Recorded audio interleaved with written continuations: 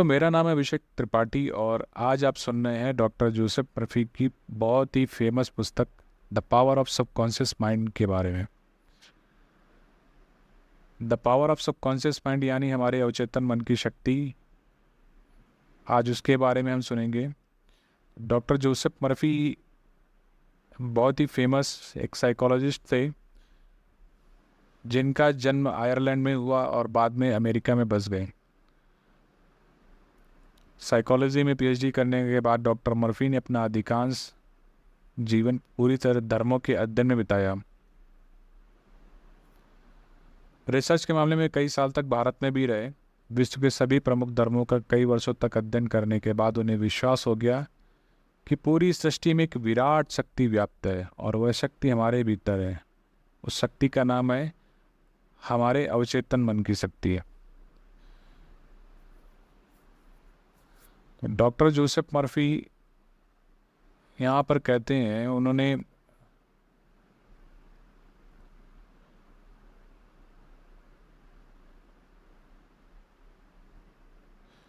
Doctor Joseph Murphy आगे कहते हैं कि मैंने दुनिया भर के सभी तरह के लोगों के जीवन में चमत्कार होते देखे हैं। चमत्कार आपके साथ भी हो सकते हैं, बशर्ते आप अपने अवचेतन मन की जादुई शक्ति का इस्तेमाल करना शुरू कर दें। तो यह पुस्तक आपको यह सिखाने के लिए लिखी गई है कि आपके अवचेतन मन की शक्ति से अपनी तकदीर खुद कैसे बनाएं। इंसान अपने अवचेतन मन में जैसा सोचता है वैसे ही बन जाता है। क्या आप इन सवालों के जवाब जानते हैं कि एक व्यक्ति दुखी क्यों होता है और दूसरा खुश क्यों होता है? एक व्यक्ति सुखी और समृद्ध क्यों होता है जबकि दूसरा गरीब और दुखी क्यों होता है? तो एक व्यक्ति भयभीत और तनावग्रस्त क्यों होता है जबकि दूसरा आस्थावान तथा आत्मविश्वासी क्यों होता है? एक व्यक्ति के पास सुंदर आलीशान बंगला क्यों होता है जबकि दूसरा झोपड़पट्टी में क्यों रहता है? एक व्यक्ति बहुत सफल क्यों होता है जबकि दूसरा पूरी तरह से असफल क्यों होता है? एक व्यक्ति उत्कृष्ट और असाधारण रूप से लोकप्रिय क्यों होता है जबकि दूसरा औसत और लोकप्रिय क्यों होता है? एक व्यक्ति अपने काम या पेशे में जीनियस क्यों होता है जबकि दूसरा जिंदगी भर मेहनत करने के बावजूद कुछ हासिल क्यों नहीं कर पाता है? इन सारे सवालों को जानने के लिए आपको अपने अवचेतन मन को टटोलना होगा। आपका अवचेतन मन और चेतन मन की कार्यशैली में ही इन सवालों का जवाब मिल सकता है और निश्चित रूप से मिल सकता है।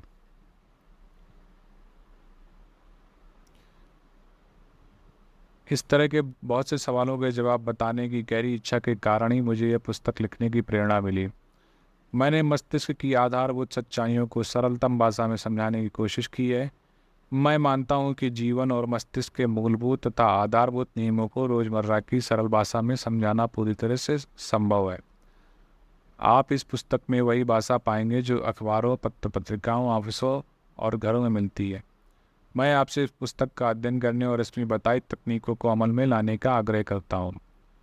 मुझे पूरा यकीन है कि ऐसा करने पर आप उस चमत्कारी शक्ति को जान पाएंगे जो आपकी दुविधा, दुख, उदासी और असफलता के कुचक्र से आपको बाहर निकालेगी।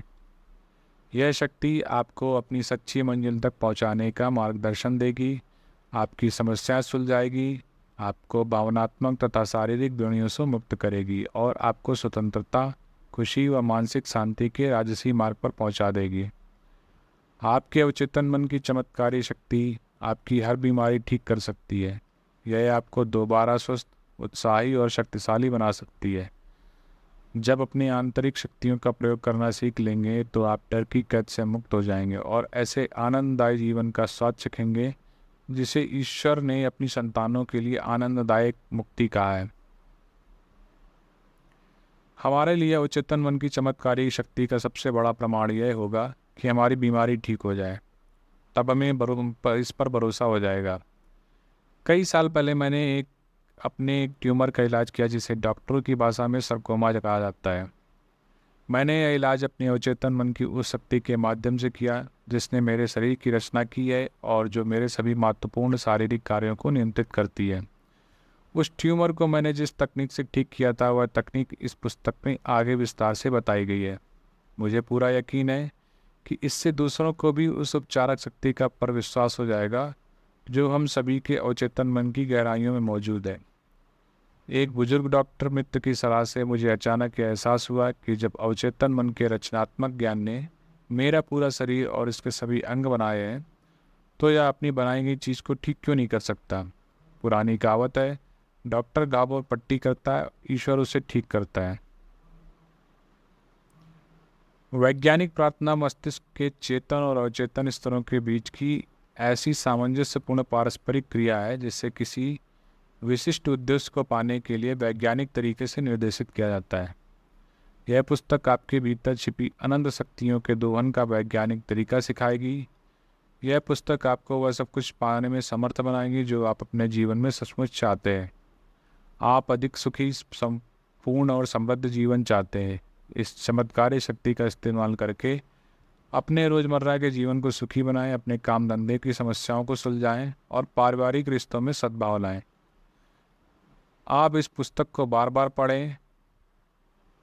आप यहाँ पर इस पुस्तक को सुन रहे हैं तो इसे बार बार सुनें, इस वीडियो को बार बार सुनें आप, और इसमें आपको जानकारी मिलेगी कि यह अद्भुत शक्ति कैसे काम करती है और आप अपने भीतर छिपी प्रेरणा तथा बुद्धिमानी को सामने कैसे ला सकते हैं।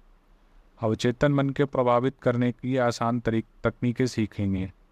अपनी शक्ति के अनंत भंडार का दोहन करने के लिए नया वैज्ञानिक तरीका अपनाएं। इस पुस्तक को ध्यान, ईमानदारी और प्रेम से पढ़ें। विश्वास रखें कि यह आपकी आश्चर्यजनक मदद कर सकती है, हो सकता है, और मेरा मानना है कि ऐसा ही होगा। यह आपके जीवन का निर्णायक मोड़ साबित हो। क्या आप जानते हैं कि कारगर प्रार्थना कैसे की जाती है? कितने लंबे समय से आपने नियमित प्रार्थना करना छोड़ दिया है? अक्सर खतरे या मुसीबत, बीमारी या मौत के करीब आने पर आप आपातकालीन स्थिति में प्रार्थना दुआएं मुंह से निकलती हैं। रोज़मर्रा की खबरों पर एक नज़र डालें। देशवासी किसी असाध्य बीमारी से पीड़ित बच्चे के लिए प्रार्थना कर रहे हैं। दो देशों के बीच शांति के लिए दुआएं मांग रहे हैं। किसी खदान में पानी भर जाने के कारण फंसे खनिकों के लिए प्रार्थना कर रहे हैं। बचने के बाद खनिकों ने बताया कि उन्होंने भी बचाव का इंतजार करते समय प्रार्थना की थी। बेशक मुसीबत में प्रार्थना हमेशा मदद करती है, लेकिन प्रार्थना को अपने जीवन का अखंड और सृजनात्मक हिस्सा बनाने के लिए हम मुसीबत का इंतजार क्यों करें? प्रार्थना के नाटकीय चमत्कार अखबार की सुर्खियों में छपते रहते हैं, जो इस बात का सबूत है कि प्रार्थनाएं कारगर होती हैं। लेकिन प्रार्थना के अन्य प्रकार भी हैं, जैसे बच्चों की छोटी छोटी प्रार्थनाएं, हर दिन भोजन के वक्त ईश्वर का स्मरण, ईश्वर के साथ संप्रेषण की इच्छा से की गई धार्मिक आराधना। मैंने बहुत समय तक प्रार्थना की विभिन्न विधियों का अध्ययन किया है। मैंने खुद के जीवन में भी इसकी शक्ति को महसूस किया है। इसके अलावा मैंने कई ऐसे लोगों के साथ बातचीत और काम किया है जिन्हें प्रार्थना से बहुत लाभ हुआ है। आमतौर पर यह समस्या यह आती है कि किसी दूसरे को प्रार्थना करना कैसे सिखाया जाए। मुसीबत में फंसे लोगों के लिए तार्किक ढंग से सोचना और काम करना मुश्किल होता है। उनकी समस्याएं उन पर हावी हो जाती हैं और सुनने समझने की क्षमता को कम कर देती है। उन्हें कोई आसान फार्मूला चाहिए जिसका वे पालन कर सकें, कोई कारगर तरीका जो सरल लेकिन खास हो। तो इस पुस्तक की विशेषता यह है कि यह व्यवहारिक और यथार्थपरक है। इसमें आपको आसान तकनीकें और कारगर फार्मूले मिलेंगे जिन्हें आप रोज़मर्रा के जीवन में आजमा सकते हैं, और ये आसान तकनीकें मैंने दुनिया भर के लोगों को सिखाई हैं। इस पुस्तक की कुछ खास बातें आपको मदद करेंगी। इसमें यह रहस्य खोला गया है कि आप जिस चीज़ के लिए प्रार्थना करते हैं, अक्सर आपको उसके उल्टे परिणाम क्यों मिलते हैं। दुनिया भर में हजारों लोगों ने मुझसे पूछा कि बार बार प्रार्थना करने के बावजूद मुझे मांगी हुई चीज़ क्यों नहीं मिली। इस पुस्तक में आपको इसका कारण पता चल जाएगा। इसमें अवचेतन मन को प्रभावित करने और सही जवाब पाने के तरीकों का जो स्पष्टीकरण दिया गया है, उससे यह असाधारण रूप से मूल्यवान बन जाती है। यह मुसीबत के समय हमेशा मदद करेगी। बहुत से लोग सोचते हैं कि व्यक्ति की प्रार्थना का जवाब उस चीज़ के कारण मिलता है जिसमें वह विश्वास करता है। ऐसा नहीं है। उसे तो जवाब अपने विश्वास के कारण मिलता है। प्रार्थना का फल तो तब भी मिलता है जब व्यक्ति का अवचेतन मन उस व्यक्ति की मानसिक तस्वीर या विचार पर प्रतिक्रिया करके उसे हकीकत में बदल देता है। विश्वास का यह नियम दुनिया में सभी धर्मों का गोपनीय सिद्धांत है। धार्मिक भिन्नताओं के कारण बौद्ध, ईसाई, मुस्लिम और यहूदी लोगों को अपनी प्रार्थनाओं के जवाब मिलते हैं। ऐसा कैसे हो सकता है? इसका कारण यह है कि प्रार्थनाओं के जवाब किसी खास आस्था, धर्म, जुड़ाव, कर्मकांड, संस्कार, आराधना, भजन, मंत्र या चढ़ावे के कारण नहीं मिलते हैं। जवाब तो उस आस्था या मानसिक स्वीकृति के कारण मिलते हैं जिसके साथ प्रार्थना की जाती है।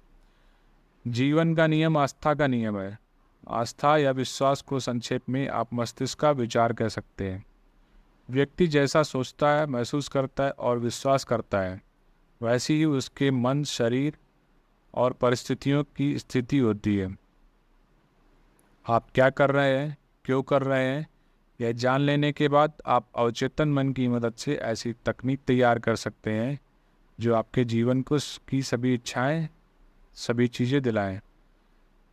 सफल प्रार्थना का मूल अर्थ आपकी मनोकामना को पूरी होना है। हर व्यक्ति सेहत, खुशी, सुरक्षा, मानसिक शांति और सच्ची अभिव्यक्ति की इच्छा रखता है, लेकिन इस हम में से कितने लोग इन्हें पा लेते हैं? यूनिवर्सिटी के एक प्रोफेसर ने कुछ समय पहले मुझसे कहा था, मैं जानता हूं कि अगर मैं अपने मानसिक नज़रिए को बदल लूं और अपने भावनात्मक जीवन को नई दिशा दे दूं, तो मेरे हृदय की स्थिति सुधर जाएगी। मैं यह बात जानता हूं कि दिक्कत यह है कि मेरे पास ऐसा करने की कोई तकनीक, प्रक्रिया या कार्यविधि नहीं है। मेरा मस्तिष्क कई समस्याओं पर इधर उधर भटकता रहता है और मैं कुंठित, दुखी तथा पराजित महसूस करता हूँ। इस प्रोफेसर के मन में संपूर्ण स्वास्थ्य की इच्छा थी। उसे तो सिर्फ यह ज्ञान ही नहीं था कि उसका दिमाग कैसे काम करता है। इस ज्ञान से वह अपनी मनोकामना पूरी कर सकता था, और यही हुआ।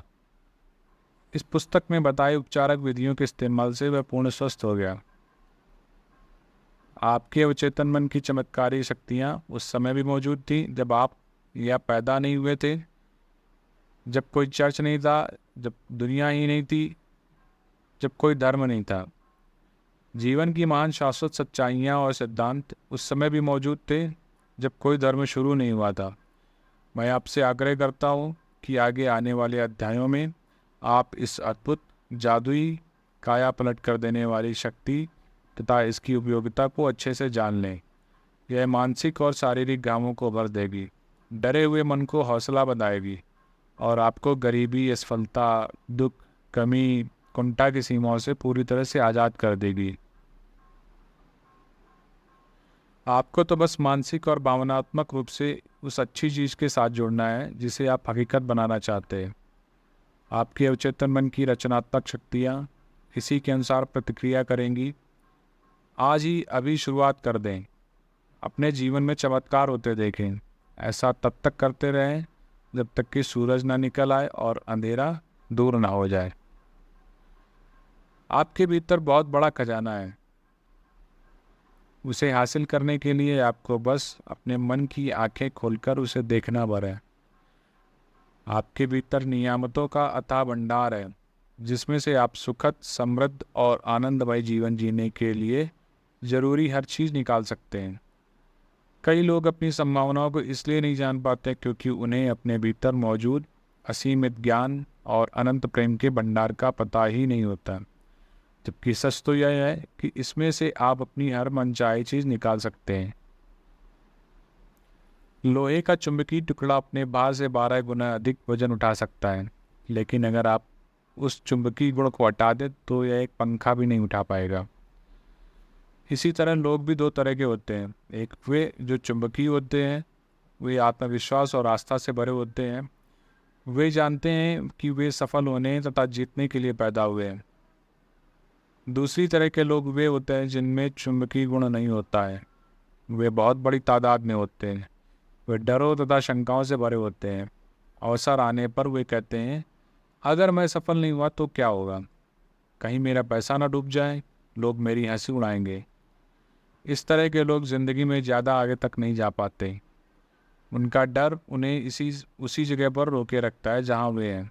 आप चुंबकीय व्यक्ति बन सकते हैं, बशर्ते आप इतिहास के सबसे बड़े रहस्य को समझ लें और उस पर अमल करने लगें। मान लीजिए कि कोई आपसे इतिहास का सबसे बड़ा रहस्य पूछे तो आप क्या जवाब देंगे? परमाणु ऊर्जा, ग्रहों पर पहुँचे अंतरिक्ष यान, ब्लैक होल? नहीं, इनमें से कोई नहीं है। तो फिर सबसे बड़ा रहस्य क्या है? इंसान इसे कहाँ खोज सकता है? इसे कैसे समझा जा सकता है और इसका लाभ कैसे लिया जा सकता है? जवाब आसान है। यह रहस्य आपके अवचेतन मन में पाई जाने वाली अद्भुत चमत्कारी शक्ति।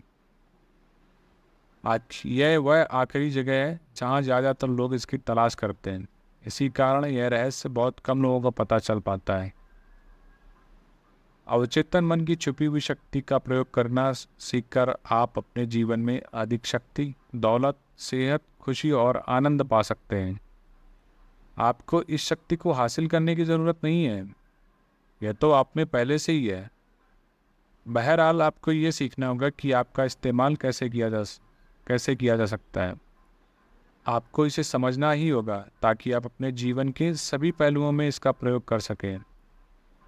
अगर आप इस पुस्तक में दी गई आसान तकनीकों और प्रक्रियाओं का पालन करेंगे और आपको आवश्यक जानकारी तथा समझ मिल जाएगी, एक नया प्रकाश आपको प्रेरित कर देगा। आप एक नई शक्ति उत्पन्न कर सकते हैं जिसकी बदौलत आप अपनी सभी आशाओं और सपनों को साकार कर सकते हैं। तो इसी समय फैसला करें कि आप अपने जीवन को पहले से ज़्यादा व्यापक, महान और समृद्ध बनाएंगे।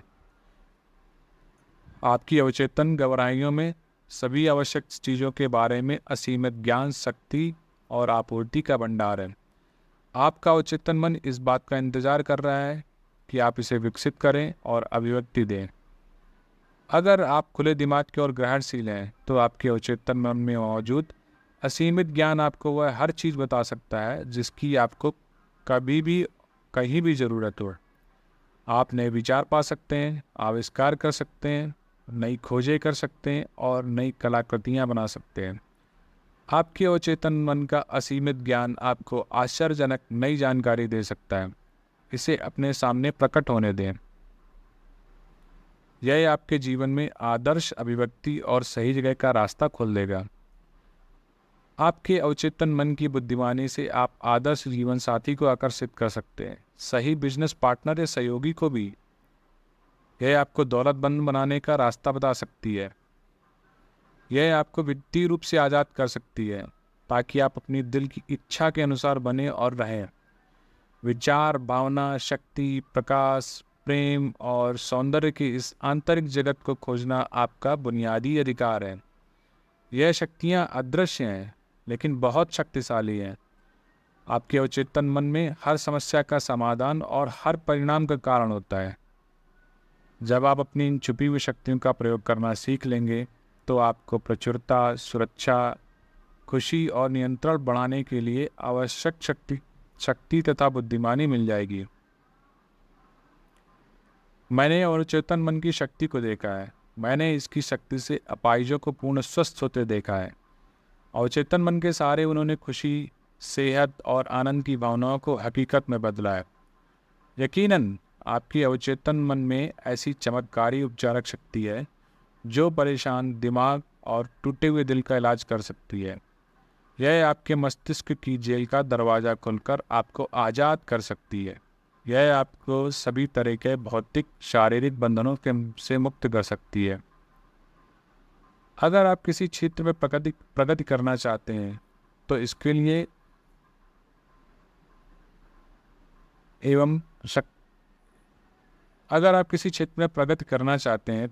लिए आपको इसके सिद्धांतों को समझना होगा। तभी आप इसकी शक्तियों का इस्तेमाल करते समय जान पाएंगे कि आपको कौन से परिणाम मिलेंगे। आप जिन विशिष्ट लक्ष्यों को हासिल करना चाहते हैं उन्हें आप इन शक्तियों की मदद से साकार कर सकते हैं। कई सालों तक मैंने केमिस्ट का काम किया था। अपने शुरुआती प्रशिक्षण में मैंने यह सीखा कि जब हाइड्रोजन के 2 परमाणु और ऑक्सीजन के 1 परमाणु को मिलाते हैं तो हमेशा पानी ही होता है। कभी कभार या अक्सर नहीं, ये हमेशा होता है।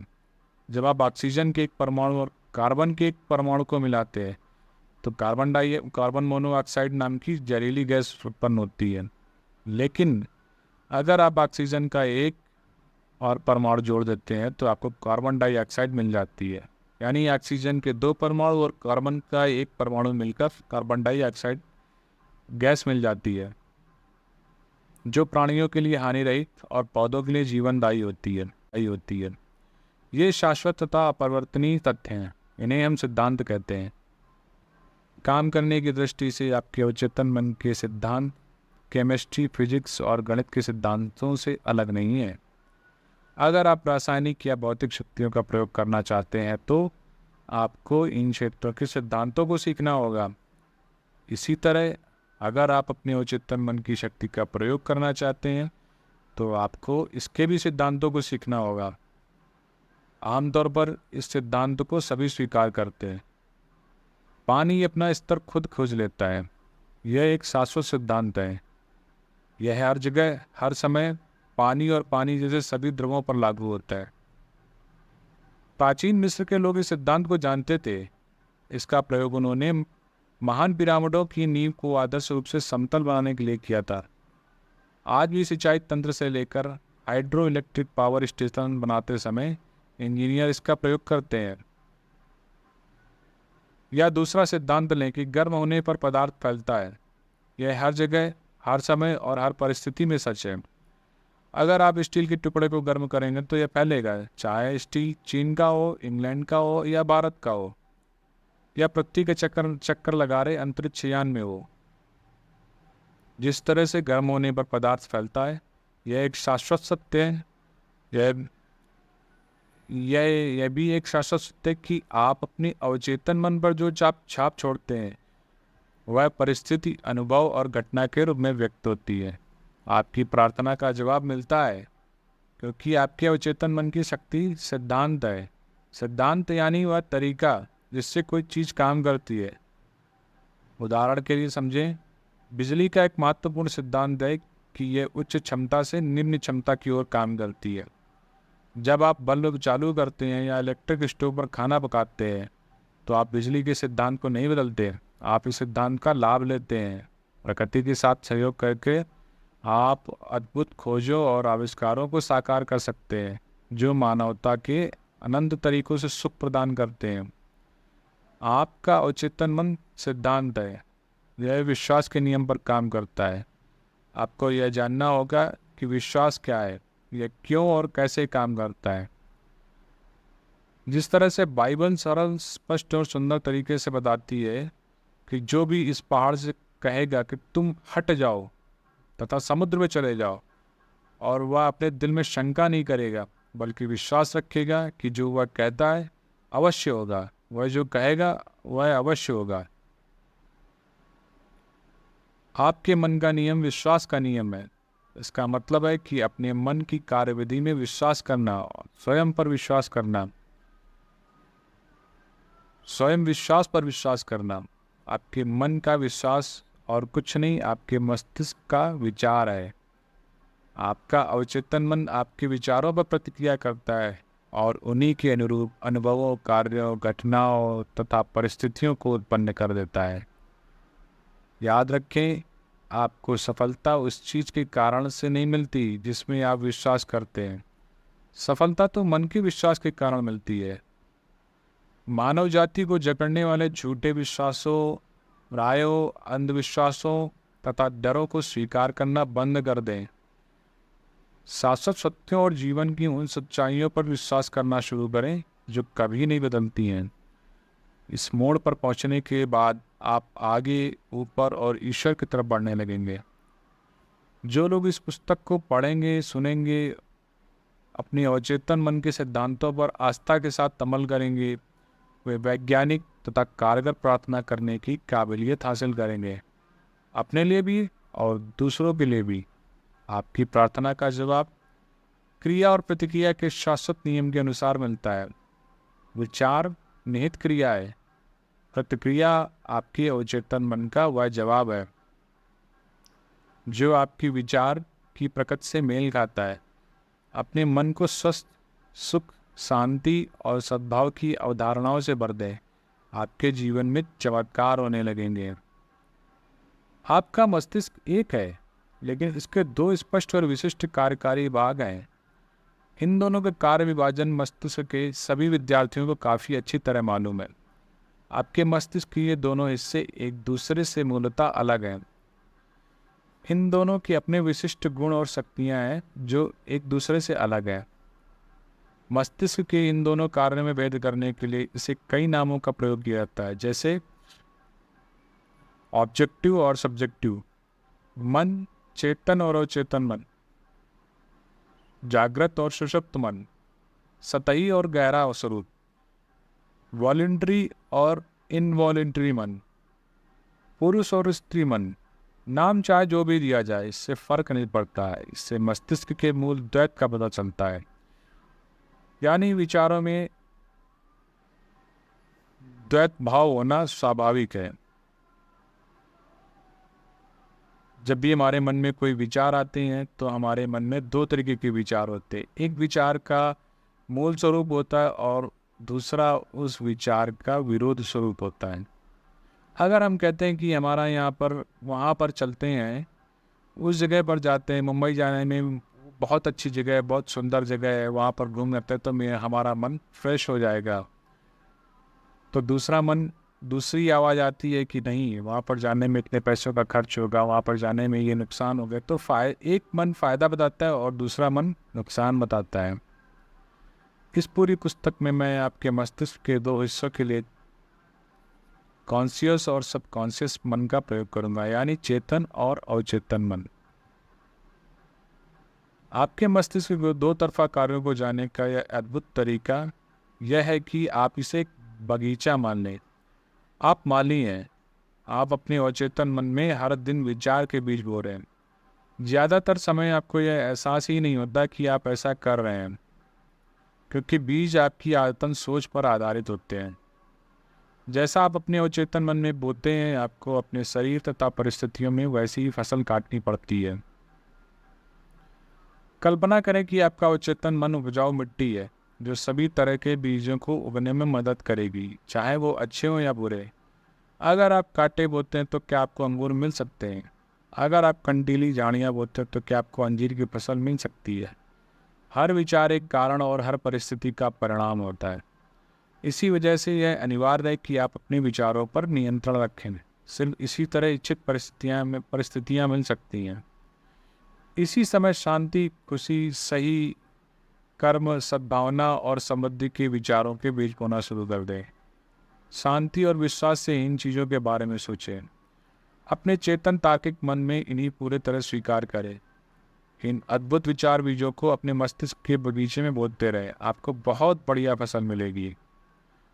जब आपका मस्तिष्क सही तरीके से सोचता है, जब आप सच्चाई समझ लेते हैं, जब आप अपने अवचेतन मन में पहुँचे विचार सृजनात्मक, सद्भावनापूर्ण और शांतिपूर्ण होते हैं, तो आपकी अवचेतन की जादुई कार्यकारी शक्ति प्रतिक्रिया करेगी और उस विचार के लिए आवश्यक परिस्थितियों और उचित माहौल का निर्माण कर देगी। अपनी विचार प्रक्रियाओं को नियंत्रित करने के बाद आप किसी भी समस्या या मुश्किल में अपने अवचेतन मन की शक्तियों का प्रयोग कर सकते हैं। वास्तव में आप जानबूझकर हुए उस असीमित शक्ति और अटूट नियम के साथ सहयोग कर रहे हैं जो सभी चीज़ों पर लागू होता है। अपने चारों तरफ देखें। आप चाहे जहाँ रहते हो, आपकी सामाजिक स्थिति चाहे जैसी हो, आप देखेंगे कि अधिकांश लोग बाहर की दुनिया में जीते हैं। बहरहाल ज़्यादा ज्ञानी लोग अपने अंदर की दुनिया में जीते हैं और उन्हें यह एहसास है कि जो आपको भी होगा कि अंदर की दुनिया से भी बाहर की दुनिया उत्पन्न होती है। आपके विचार, भावनाएं और सपने आपके अनुभव के जनक हैं। आंतरिक मन की एकमात्र रचनात्मक शक्ति है। बाह्य संसार में आपको जितनी भी चीज़ें मिलती हैं, वे सभी आपने अपने मन के अंदरूनी संसार में उत्पन्न की हैं, चाहे आपने यह काम सचेतन रूप से किया हो या अवचेतन रूप से। जब आप अपने चेतन और अचेतन मन की आपसी कार्यविधि के बारे में सच्चाई जान लेंगे, तो आप अपने जीवन की काया पलट करने में कामयाब हो जाएंगे। अगर आप बाहरी स्थितियों को बदलना चाहते हैं, तो उनके कारणों को बदलना होगा। अधिकांश लोग परिस्थितियों और स्थितियों से संघर्ष करके उन्हें बदलने की कोशिश करते हैं। यह समय और मेहनत की भयंकर बर्बादी है। वे ये नहीं देख पाते कि ये स्थितियाँ और परिस्थितियाँ किस कारण से उत्पन्न हुई हैं। अपने जीवन से मनमुटाव, दुविधा, कमी और सीमा को दूर करने के लिए आपको उसके मूल कारण को दूर करना होगा। कारण है वह तरीका जिससे आप अपने चेतन मन का प्रयोग करते हैं। वे विचार और तस्वीरें जो आप इसमें भरते हैं। कारण को बदलते परिणाम अपने आप बदल जाएगा, पर यह इतना आसान नहीं है। हम सभी असीमित दौलत के अथाह समुद्र में रहते हैं। आपका अवचेतन मन आपके चेतन विचारों के प्रति बहुत संवेदनशील होता है। यह चेतन विचार सांचे की तरह काम करते हैं, जिसमें आपके अवचेतन का असीमित ज्ञान, बुद्धि, जीवन शक्ति और ऊर्जा प्रवाहित होती है। अगर आप सांचे को अधिक सकारात्मक बना दें तो आपको इस असीमित ऊर्जा से अधिक लाभ हो सकता है। तो इस पुस्तक का हर अध्याय सच्ची और प्रासंगिक उदाहरण देकर बताता है कि आप अपने अवचेतन मन के नियमों को किस तरह लागू कर सकते हैं। जब आप इन तकनीकों का प्रयोग करना सीख लेंगे तो आप गरीबी के बजाय अमीरी, अंधविश्वास और अज्ञान के बजाय बुद्धिमानी, आंतरिक संघर्ष के बजाय शांति, असफलता के बजाय सफलता, गरीबी के बजाय अमीरी, दुख के बजाय खुशी, अंधकार के बजाय प्रकाश, मतभेद के बजाय सद्भाव, डर के बजाय आत्मविश्वास तथा आस्था का अनुभव करने लगेंगे। क्या इनसे अद्भुत कोई वरदान हो सकते हैं? अधिकांश महान वैज्ञानिकों, कलाकारों, कवियों, गायकों, लेखकों और आविष्कारों को चेतन तथा अवचेतन मन की कार्रवाई की गहरी समझ थी। इसी वजह से उन्हें यह अपने लक्ष्य हासिल करने की शक्ति मिली। एक बार महान ओपेरा गायक एनरिको केरुसो मंच पर जाने से घबरा रहे थे। डर के मारे उनके गले की मांसपेशियां ऐंठ गई थी। ऐसा लग रहा था जैसे उनके वाक तंतुओं को लकवा मार गया हो और वे बेकार हो गए हो। वो मंच के पीछे गायक की पोशाक पहने खड़े थे। उनके चेहरे पर पसीना बह रहा था। कुछ ही पल बाद उन्हें हजारों प्रशंसकों की भीड़ के सामने मंच पर जाकर गाना था। कांपते हुए उन्होंने कहा, मैं नहीं गा सकता, सब लोग मुझ पर हंसेंगे, मेरा करियर खत्म हो गया। वे अपने ड्रेसिंग रूम में जाने के लिए मुड़े, तभी अचानक से वे रुककर चिल्लाए, छोटा मैं मेरे भीतर के बड़े मैं का गला दबाने की कोशिश कर रहा है। वे दोबारा मंच की ओर मुड़े और तनकर खड़े हो गए। उन्होंने छोटे मैं को आदेश दिया, बाहर निकल जाओ, बड़ा मैं गाना चाहता है। बड़े मैं से केरुसु का मतलब अपने अवचेतन मन की असीमित शक्ति और बुद्धि से था। वे चिल्लाने लगे, बाहर निकल जाओ, बाहर निकल जाओ, बड़ा मैं गाने वाला है। अवचेतन मन ने प्रतिक्रिया करते हुए उनके भीतर की असीमित शक्तियों को मुक्त कर दिया। समय आने पर वो मंच पर गए और उन्होंने शानदार तरीके से गाया, जिससे श्रोता मंत्र मुग्ध हो गए। तो आपने अब तक जो सीखा उससे आप समझ सकते हैं कि केरुसो मस्तिष्क के दो स्तरों को समझते थे, चेतन या तार्किक स्तर और अवचेतन या अतार्किक स्तर। आपका अवचेतन मन प्रतिक्रियाशील है। यह आपके विचारों की प्रकृति के अनुरूप प्रतिक्रिया करता है। जब आपका चेतन मन डर, चिंता और तनाव से भरा होता है तो आपके अवचेतन मन में नकारात्मक भाव प्रभावित होने लगते हैं। ये नकारात्मक भाव चेतन मन में दहशत, आशंका और निराशा भर देते हैं। जब आपके साथ ऐसा हो तो आप भी महान केरुसो के उदाहरण पर अमल कर सकते हैं। आप दृढ़ता और पूरे अधिकार से अपने अधिक गहरे मन पर नियंत्रण करने वाले भावों से, अतार्किक भावों से कह सकते हैं, चुप रहो, शांत हो जाओ, मैं नियंत्रण में हूँ, तुम्हें मेरे आदेश का पालन करना होगा, तुम मेरी आज्ञा का पालन करने के लिए विवश हो, तुम वहाँ दखल नहीं दे सकते जो तुम्हारा क्षेत्र नहीं है। जब आप अपने अधिक गहरे स्वरूप की अतार्किक भावनाओं से दृढ़ता और अधिकार से बोलेंगे तो परिणाम देखकर आप मंत्र मुग्ध हो जाएंगे। आपका मन शांति और सद्भाव से भर जाएगा। अवचेतन मन चेतन मन के अधीन रहता है, इसलिए इसे अवचेतन कहा जाता है। चेतन मन समुद्री जहाज के कप्तान है। वह जहाज को दिशा देता है, वह इंजन के रूम के लोगों को आदेश देता है, तभी वे बॉयलर, यंत्रों और बाकी उपकरणों को नियंत्रित करते हैं। उन्हें यह पता नहीं होता कि वे कहाँ जा रहे हैं, वे सिर्फ कप्तान के आदेशों का पालन करते हैं। अगर कप्तान कंपास और बाकी यंत्रों के आधार पर गलत या दोषपूर्ण निर्देश जारी कर दे तो जहाज चट्टानों से टकरा सकता है।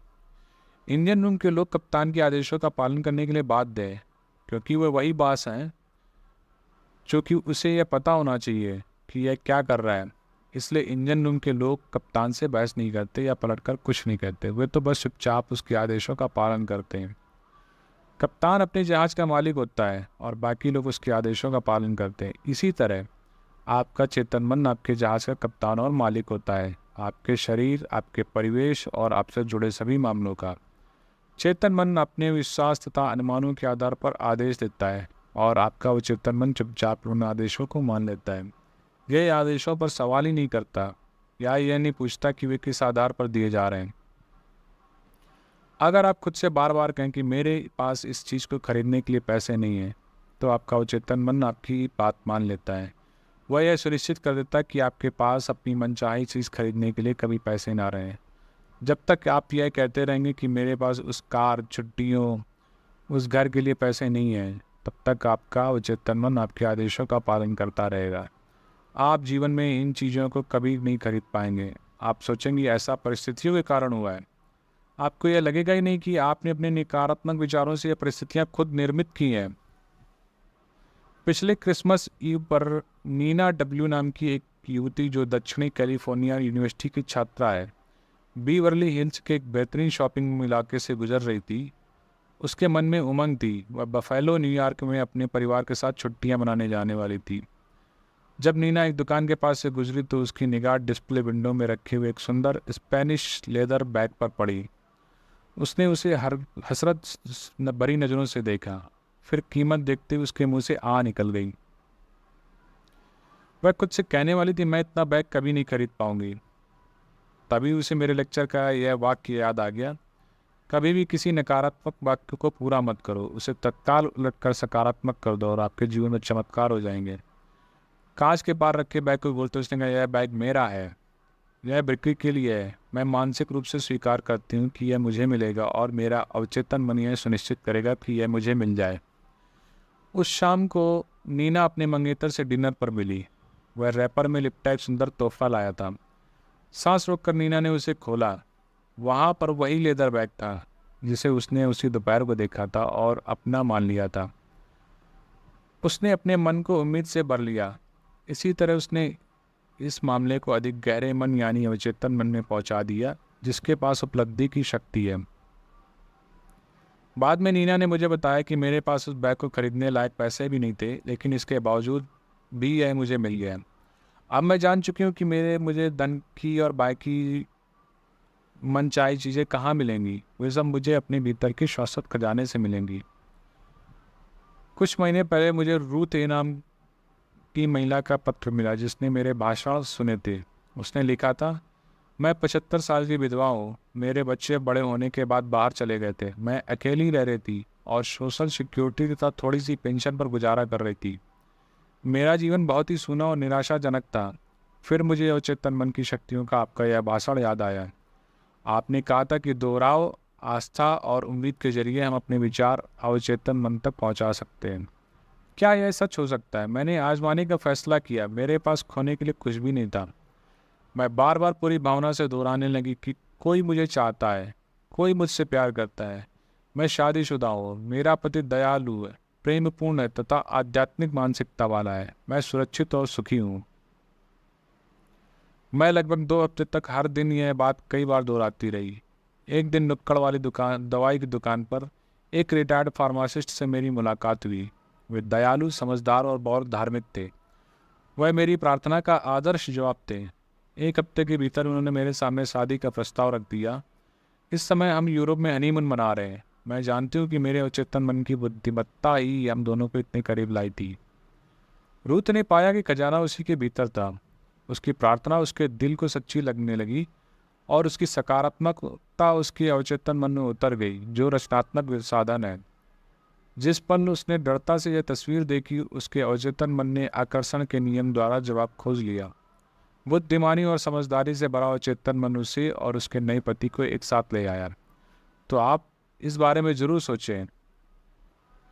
जो भी चीज़ें सच्ची हैं, जो भी चीज़ें ईमानदार हैं, जो भी चीज़ें न्यायपूर्ण हैं, जो भी चीज़ें शुद्ध हैं, जो भी चीज़ें प्यारी हैं, जो भी चीज़ें अच्छी हैं, अगर कोई आस्था है, अगर कोई प्रशंसा है, तो इन चीज़ों के बारे में सोचें। तो आपके लिए याद रखने लायक विचार जो हैं, खजाना अब आपके भीतर है। अपनी दिली इच्छा का जवाब भीतर ही खोजें। सभी युगों के महान व्यक्तियों का महान रहस्य यह था कि उनमें अपने अवचेतन मन की शक्तियों से संपर्क करने और उन्हें मुक्त करने की प्रतिभा थी। आप भी ऐसा कर सकते हैं। आपके अवचेतन मन के पास सारी समस्याओं के जवाब है। अगर आप सोने से पहले अपने अवचेतन मन से कहें मैं सुबह 6 बजे उठना चाहता हूँ, तो आपको ठीक उसी समय जगा देगा। आपका अवचेतन मन आपके शरीर का निर्माता है और आपका उपचार कर सकता है। हर रात आदर्श सेहत के विचार के साथ सोने जाएं और आपका वफादार सेवक यानी अवचेतन मन आपके आदेश का पालन करेगा। हर विचार एक कारण है, हर परिस्थिति एक परिणाम है। अगर आप पुस्तक लिखना चाहते हैं, बढ़िया नाटक लिखना चाहते हैं, तो अपने श्रोताओं के सामने बेहतर भाषा देना चाहते हैं, तो यह विचार भावना और प्रेम के साथ अपने अवचेतन मन तक पहुँचा दें। वह उस पर इसी अनुरूप प्रतिक्रिया करेगा। आप जहाज के कप्तान की तरह हैं, आपको सही निर्देश देने होंगे, वरना जहाज दुर्घटनाग्रस्त हो जाएगा। इसी तरह से आपको अपने अवचेतन मन के सही आदेश, विचार और तस्वीर देने होंगे, जो आपके सभी अनुभवों को नियंत्रित करता है। इस तरह के वाक्यों का कभी प्रयोग ना करें कि मेरे पास इसके लिए पैसे नहीं हैं, मैं यह काम नहीं कर सकता। आप जो सोचते हैं, आपका अवचेतन मन उसी बात को सच मान लेता और वह सुनिश्चित करता कि आपके पास कभी पैसे ना रहे और वह काम करने की क्षमता ना रहे जो आप करना चाहते हैं। इसके बजाय दृढ़ता से कहें, मैं अपने अवचेतन मन की शक्ति से सारे काम कर सकता हूँ। जीवन एक विश्वास का नियम है। विश्वास आपके मस्तिष्क का एक विचार है। उन चीज़ों में विश्वास ना करें जो आपको नुकसान या चोट पहुँचाएं। आपने अपने अवचेतन की शक्ति में विश्वास करें। यह विश्वास रखें कि वे आपका उच्चार करेंगी, प्रेरित करेंगे, शक्तिशाली और समृद्ध बनाएंगी। आपको विश्वास के अनुरूप ही आपको मिलेगा। अपने विचारों को बदल दें, आपकी तकदीर खुद ब खुद बदल जाएगी। तो मिलते हैं नेक्स्ट वीडियो में। तब तक के लिए आप अपने सबकॉन्शियस माइंड को अच्छे इंस्ट्रक्शन देते रहें ताकि आपके जीवन सद्भाव समृद्धि के साथ संपूर्णता से भर जाए। तब तक के लिए आप अपना ख्याल रखें और दूसरों का भी ख्याल रखें। आस पड़ोस साफ सफाई रखें। जय हिंद, जय भारत।